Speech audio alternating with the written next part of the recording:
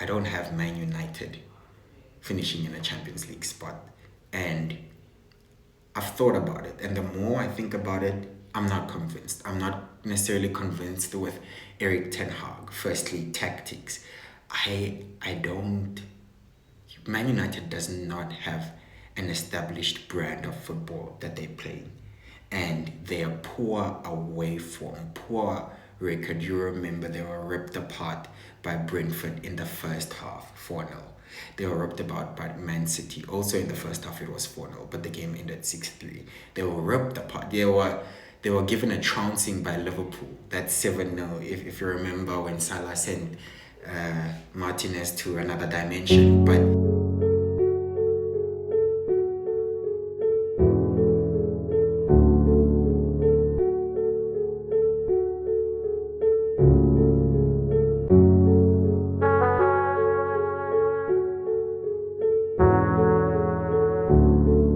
ladies and gentlemen, welcome back to my YouTube channel. It's KG and Wearefootball. Today this video is sponsored by Play-Doh Coffee. For all you coffee addicts, for all your coffee needs, check out Play-Doh. I'll leave the link in the description. I know what you're thinking, KG, one video in, 10 views and you already have a sponsor. I don't know what to tell you. I'm just him, you know. Anyway, I'm not a coffee person myself, but I went to go try coffee because of a woman, yes. And once I tried it, I realized that actually coffee is good. Their coffee is good. Let me be specific. You can go onto the menu and you can literally just do this. Pick whichever one you want. Coffee, tea. I promise you, you will not regret it. The one that I go to is on Min Lane, but I hear there's a few around. Anyway, I'm joking. This video is not sponsored by Play-Doh. I love the coffee and I'll genuinely just plug you guys for things that I believe are really nice. So let's get into the football though. This video is actually for my Premier League 2023-2024 predictions, right? I'll give you top 4. I'll give you the winner. Relegation is a little bit of a, I know, maybe an uneducated one, simply because we don't really watch the teams that got promoted, and maybe some individual awards as well. So firstly, my general thoughts of the 2023-2024 season. I do not think it's a 90-pointer. This one is not one where someone runs away with it. I think the competition has become stronger, and I also think that City's heights from last season will not necessarily be reached again. I think it will be extremely difficult for them to repeat the treble. But I'll give you my views as we go into the individual teams. And with that being said, first of all, top 4, I have Man City in there, as I was just speaking about it, because there's still strength and depth and a huge amount of quality within the squad. What I genuinely believe is that City will have the strongest defense of the season. With the signing of Guardiola and the way Pep is able to manipulate his defenders, turn them from centre-backs to CDMs, from centre-backs to right-back or left-back. I think that's new. That's something that's not necessarily been done before on a consistent basis. We saw Arteta with Ben White do it. We saw Brighton with Caicedo playing right back as well at times because it's versatile. So, but just ignoring the versatile players, but the tactic of maybe having 3 at the back and pushing a defender into the middle, that's becoming more and more evident in modern football. So I have City in there because of still a huge amount of quality, even though De Bruyne is injured, even though he's injured only for a while though, I think 3 months, that's still a good chunk of the season. But the losses of Gundogan and Riyad Mahrez, I think they're going to be very big for the City team, unless there's more quality that's been bought. I will get into the transfer window in another video, but generally I still have City in the top 4. Of course, you'd be brave not to have them. I have Liverpool. This time I have Liverpool. I think it was a shock last season on how badly they performed, and the reason for that was because the minimum success is defined by at least qualifying for the Champions League. So I think Liverpool have started the did start the transfer window really well with two good signings in the midfield where they were struggling, and now they've lost out on two great CDMs that they needed to really transform the team to challenge to challenge for the title. Although I still believe Liverpool will challenge for the title this season, I think overall my laptop just died. 1 second. Oh, sorry about that. Anyway, yeah, I was saying that Liverpool good transfer business will help them really make it to Champions League this time. I think that was a really once-off poor season. Another key factor for that is players returning to form. I believe Darwin Núñez is here to hit his best form, but I think we'll see a much more improved season from him. I think Salah, although Salah's numbers aren't very bad, he still gets lots of assists and lots of goals. But there's periods where he can go through where it's just really quiet from him. And for a team that's very dependent on their star man, that was also very critical. A critical downfall last season. Him being off form coincided with the whole Liverpool team being off form, and that cost them top four. So I think this season return to form for key players, Van Dijk as well, and maybe Luis Diaz being fit for more than half the season will help, and Diogo Jota as well. So Liverpool do have injury problems. So if they sort that out, I believe that they will challenge for the league this season. So I have them in there. Arsenal, I actually have. So in a way, I wanted to start the video not necessarily giving you, I would say, placements. So first, second, third, and fourth. I just wanted to give my general opinion. But for this one, I specifically think Arsenal do not hit the heights that they hit last season, right? So firstly, why do I think that? First half of the season, Arsenal had 2 draws and 2 losses in about 19 games. That's an incredible record, and I believe it will be so hard to replicate this season. Why? Firstly, Champions League. They are in Champions League, and that would also be seen as a priority by the team and the fans. So they have to show up in the Champions League, and especially depending on the group, we'll do a video on that when the draw happens on the 31st of August. So stay tuned. But Arsenal will have to give it their all as well in the Champions League. So how Arsenal will cope with Wednesday nights, Tuesday nights, as well as playing on the weekend, I don't know. But we know that all teams complain. It hits you in one way or another. Real Madrid suffered last season. Man City did the treble exception. But Pep had the whole squad. Pep had a squad that could challenge for all these major trophies. And I'm not sure if Arsenal has that strength and depth. But secondly, if you look at Arsenal's marginal wins from last season, the last minute screamer by Reece Nelson against Bournemouth, really had the Arsenal fans believing. At that point, I also believe that Arsenal are winning the title last season. The last minute winner against Aston Villa, that Jorginho goal, I know they scored another one after that, but it was really in the 90th minute. The 90th minute winner against Man United at home from Nketiah. I don't know, it was just something. The universe was pushing Arsenal, saying, go do this. We're giving this to you. And they let it slip away. But I do not believe they get away with such games this season. Play poorly, I think they will be caught. They will be punished for poor play, and I do not think they will have those many lucky, although it was deserved, but in the context of me speaking about last minute winners, I don't think that's happening again this season.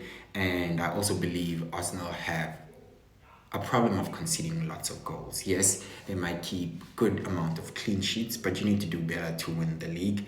And in terms of the defensive record, it wasn't really good.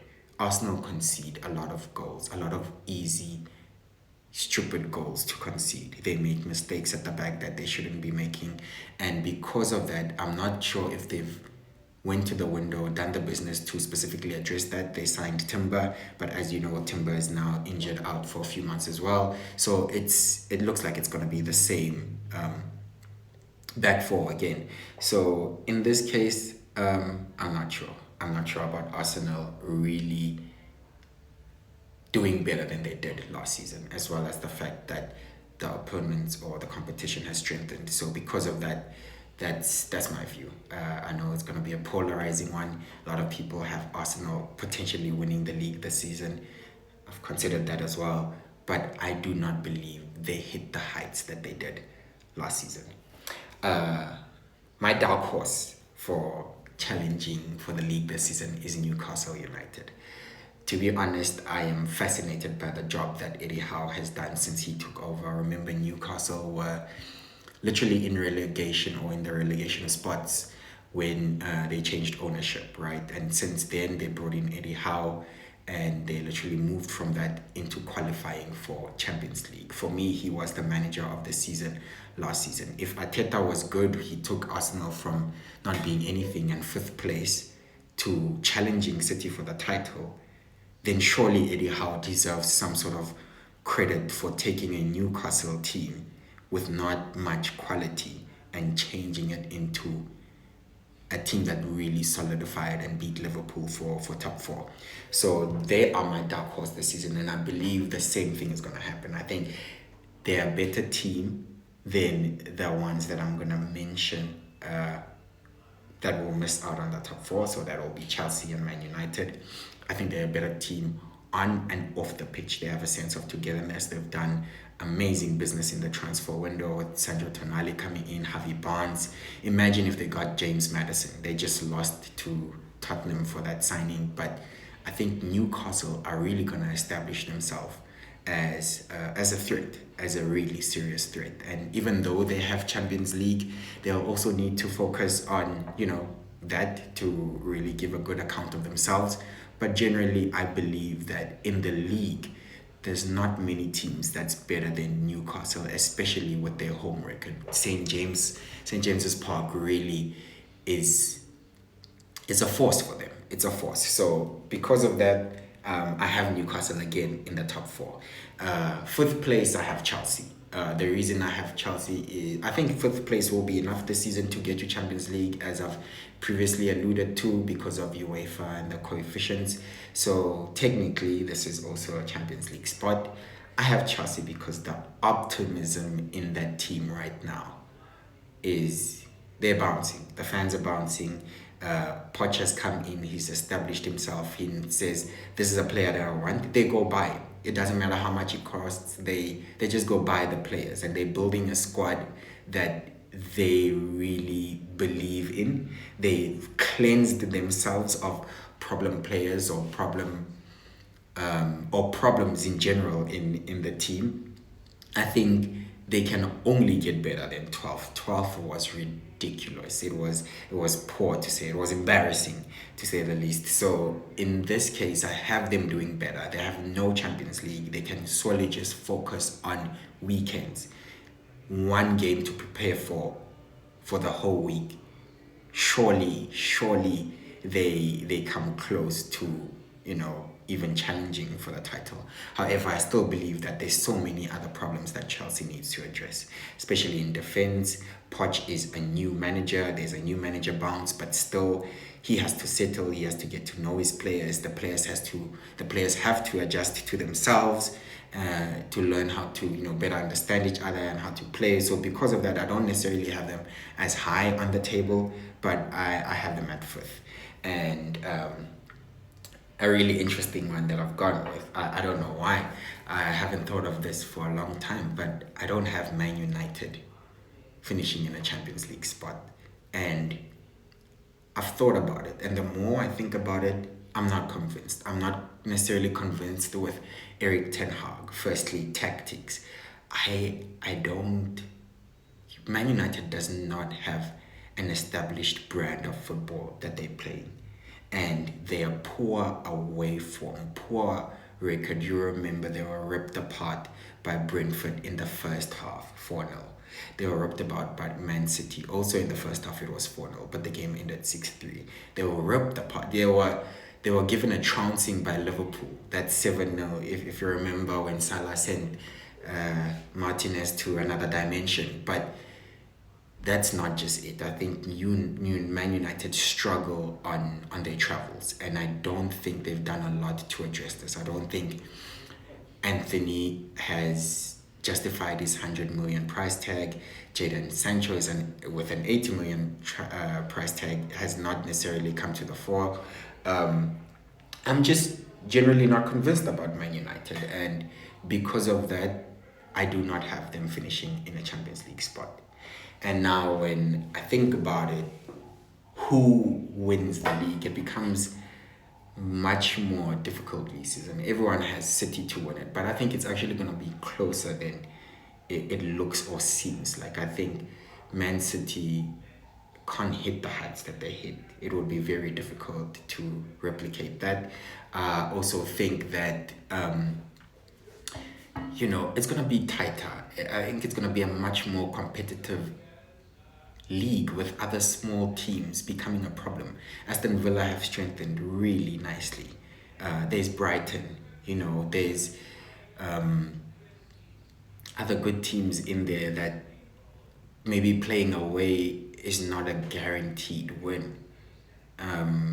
Even Spurs, but I think because the league has just gotten stronger this season, it's not as easy, and I wouldn't be surprised if I see another team win it this season, because Man City winning 5 in a row, that would be incredible. Or is it 4? Maybe my knowledge is letting me down right now. 4 in a row or 5 in a row.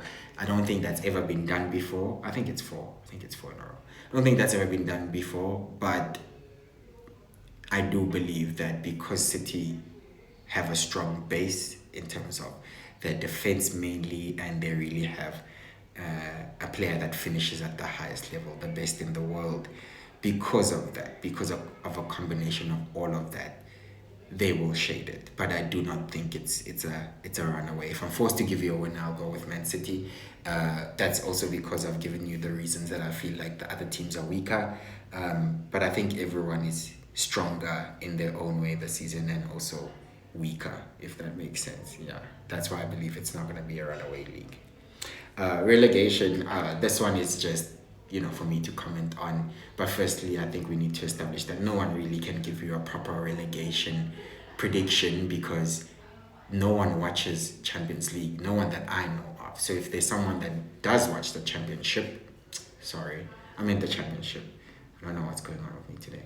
Anyway, I'd have Luton in there because it's their first time ever in the Premier League, and I'm not sure that they're necessarily ready for it, but of course I could be wrong. I'd have Sheffield United in there, but once again I'm going for 2 promoted teams to go down.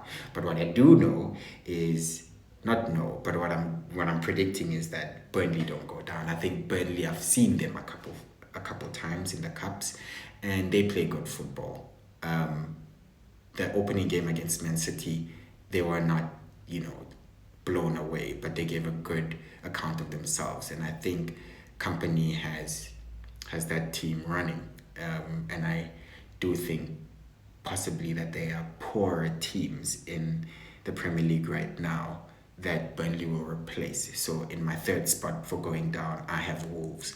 Wolves have been terrible. I have no idea how Wolves have been surviving all this time. Like, they're just so bad. They can't score goals. Oh, they do not concede a lot though, and I think defense is very huge when it comes to the title and the relegation. So, but for me, the instability of the team, and I would say the lack of business, they haven't done anything to address it. So I have Everton, someone can say I'd put Everton in there. Forest, someone can say could go down, but I think those teams may survive. I think at least Forest tries. They've bought like 20 players, more than 20 players, I think, so at least they're trying something. But I have Wolves going down this season. I don't think they bring a lot to the Premier League at this moment in time, because they come a long way from finishing like sixth and being in Europe, if I remember correctly, or seventh. But yeah, and let's get into the individual awards. I think top goal scorer is Haaland, easy. I think he scores a huge percentage of Man City's goals, and Man City scores a lot. I don't know if you have someone else other than Haaland. Please let me know. You're brave. Top assist, I'm going for Salah this time. I think a lot of what Liverpool does comes through Salah, and I said Liverpool will have a much improved season. So because of that, I am going with Salah to be top assister, and I think he'll also score a couple goals. Like, he will really return to form, and I think Liverpool will also return to form, and I think he will be the main challenger to Haaland for the Golden Boot. My player of the season is interesting, but it doesn't necessarily then make sense because I've gone for Saka. Now it doesn't make sense because I said Arsenal don't hit the heights, but I could see Arsenal finishing second. I could see Arsenal finishing third, and I could also see an argument for someone saying Arsenal could win the league this season because they're building onto the momentum that they had last season, and they're only gonna get better. But I'll stick to it. I think Saka, when he's had a disappointing season or a disappointing moment, because it was far better than what that penalty against West Ham seems to suggest, because everyone is like pinning him as that's when the Arsenal fall off started. But no, I think Saka just gets better and better every season. He gets double-digit goals, he gets double-digit assists, and I think individually he will push on to the next level. He will carry Arsenal again, put it on his shoulders. I think that star boy will be the best individual performer for this coming season. He's already started very well, and I think a lot of what Arsenal's going to do is also going to come through him, and it's also going to depend on his form. So that's who I've gone for player of the season. Young player of the season, I have Haaland again. I think you need to be 23 at the start of the season to be considered young player, and I think Haaland's just going to score again a ridiculous number of goals, and it will be hard for them to overlook that, right? Maybe Saka is also, I don't know how old Saka is, 23, 24. I'm not sure, but since I've gone him to win player of the season, I can't repeat that again. Coach of the season, I have Eddie Howe. Again, I think Newcastle's success would be from this moment staying in the Champions League. That's their target. They've gotten in, now they need to stay. They don't have to go win the Champions League. They don't have to go win the league. But I think measuring success realistically for them is to solidify their spot as a top 4, top 5 team maybe in this season. So because of that, I have Eddie Howe as coach of the season. I have no idea why he was not necessarily in too much consideration for last season. Yes, Pep won a treble, best coach in the world for last season specifically. So I'm not mad at that, but specifically the job that Eddie Howe did last season went under the radar, and I don't think many people are going to miss that this season. People are going to take note of Newcastle, and like I said, I have them as my dark horse. And with that being said, thank you so much for watching. Please let me know what your predictions are, so that when we get to the end of next season, no one says, I told you. We want proof. So you can put them down in the comments. Let me know what you think. Let me know where I maybe have a very